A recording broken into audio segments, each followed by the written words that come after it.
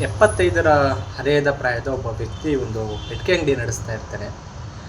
ಆ ವ್ಯಕ್ತಿ ಹತ್ರ ನಾನು ಗಮನಿಸಿದಂತಹ ಒಂದು ಸೂಕ್ಷ್ಮವಾದ ವಿಚಾರ ಏನಂದರೆ, ನಾನು ಸಾಮಾನ್ಯವಾಗಿ ಊಟ ಮುಗಿಸಿದ ನಂತರದಲ್ಲಿ ಬಾಳೆಹಣ್ಣು ಬಿಸ್ಕೆಟ್ಗಳನ್ನು ತಿನ್ನೋ ಅಭ್ಯಾಸ. ಬಿಸ್ಕೆಟನ್ನು ಮತ್ತು ಬಾಳೆಹಣ್ಣನ್ನ ಖರೀದಿ ಮಾಡಲಿಕ್ಕೆ ಹೋಗಿದ್ದೆ. ಹೋದಂಥ ಸಂದರ್ಭದಲ್ಲಿ ಅಂಗಡಿಯನ್ನು ಆಗಿನ್ನೂ ತೆಗಿತಾ ಇದ್ದ. ಆಗ ಅಲ್ಲೇ ಆಟೋದಲ್ಲಿದ್ದಂಥ ಒಬ್ಬ ವ್ಯಕ್ತಿ ಎಲೆ ಮತ್ತು ಅಡಿಕೆಯನ್ನೇನೋ ತೆಗೆದುಕೊಳ್ಳಿಕ್ಕೆ ಬಂದಿದ್ದ.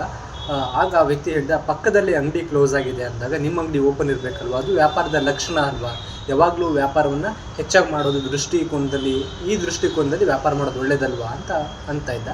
ಆಗ ಆ ವ್ಯಕ್ತಿ ಒಂದು ಮಾತಂತಾನೆ, ವ್ಯಾಪಾರ ನನಗೆ ಸೆಕೆಂಡ್ರಿ, ನನ್ನ ಫ್ಯಾಮಿಲಿ ನನಗೆ ಮುಖ್ಯ, ನನ್ನ ಫ್ಯಾಮಿಲಿಗೆ ಜಾಸ್ತಿ ಟೈಮ್ ಕೊಡ್ತೇನೆ, ನಂತರದಲ್ಲಿ ನನಗೆ ವ್ಯಾಪಾರ. ನನ್ನ ಹತ್ರ ಬರುವಂತಹ ಕಸ್ಟಮರ್ಗಳು ನನ್ನನ್ನು ಹುಡುಕೊಂಡು ಬಂದೇ ಬರ್ತಾರೆ, ನಾನು ಬೇಡ ಅಂತ ಹೇಳೋರು ಹೋಗ್ತಾರೆ, ಹಾಗಾಗಿ ನನಗೆ ವ್ಯಾಪಾರ ಅನಿವಾರ್ಯ ಅಲ್ಲ ಅಂತಂತಾನೆ. ಹಾಗಾದರೆ ವ್ಯಾಪಾರ ಅನಿವಾರ್ಯವ ಅಥವಾ ಮನೆಯ ಸಂಬಂಧಗಳು ಅನಿವಾರ್ಯವ? ಯಾವುದು ಸರಿ ಅನ್ನೋದನ್ನು ಕಮೆಂಟ್ ಮಾಡಿ ತಿಳಿಸಿ. ಧನ್ಯವಾದಗಳು.